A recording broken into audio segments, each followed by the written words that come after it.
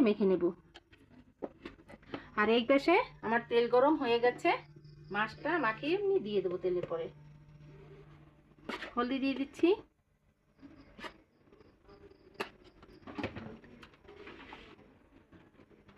দিচ্ছি লবণ।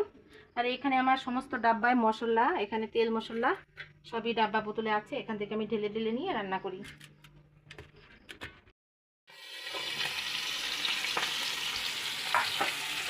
ওরা নিরামিষটাই ভালো খায়, যেরকম পনিরের তরকারি সবই, এটাই ওরা পছন্দ করে। মাছ মাংস দুই ভাই পছন্দই করে না। আর আমাদের তো মাছ মাংস পছন্দ, আমরাই খাই এটা।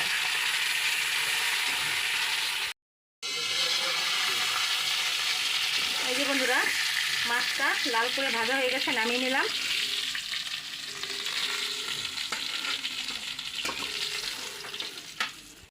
ভেজে নেব।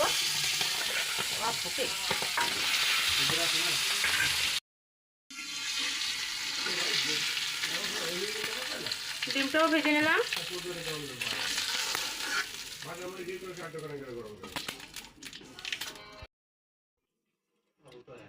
জিরা তেজপাতা দিয়ে দিলাম।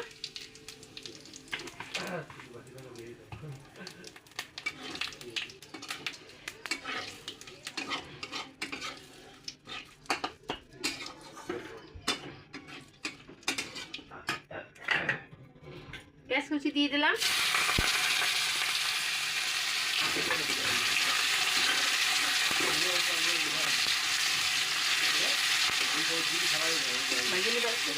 হয়ে গেছে।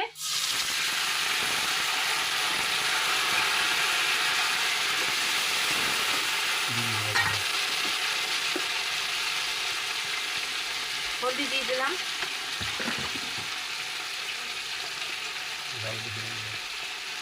মরিচের গুঁড়ি দিয়ে দিলাম।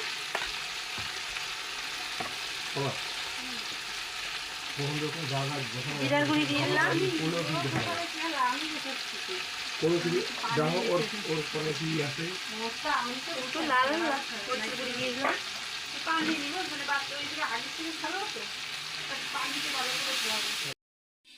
আমি দেখছি পানি দিতে, তুমি কত পানি নেই কাজ করো। হয়ে গেছে, জল দিয়ে দিলাম।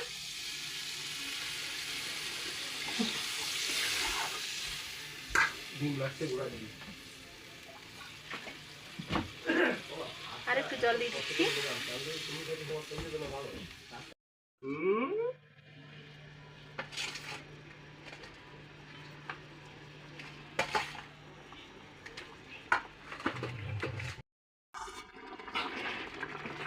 এই যে মাছের ভাজা ডিমগুলি দিয়ে দিচ্ছি এর ভিতরে, গোল গোল করে কেটে।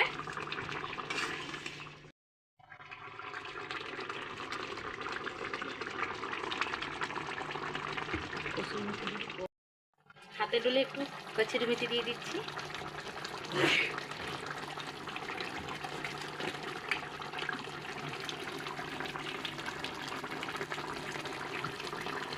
মাছের ঝোল হয়ে গেছে, এখন গরম মশলা দিয়ে নামিয়ে নেব। তার ভিতর হয়ে যায়।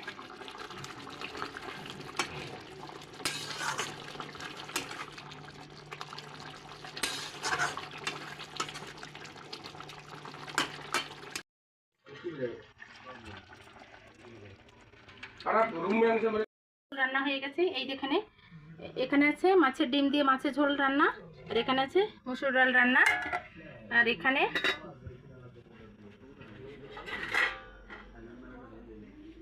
এই যে আছে ডালের সাথে আলু ভাজা, এটা দিয়ে আমরা রাত্রে খাবো। আর এই যে বন্ধুরা, আমার এই মাছের ঝোলটা যদি রান্না ভালো লাগে তাহলে আপনারা লাইক কমেন্ট সাবস্ক্রাইব করে দেবেন। আমি আবার অন্যরকম রান্না নিয়ে আপনাদের সামনে হাজির হব। টাটা।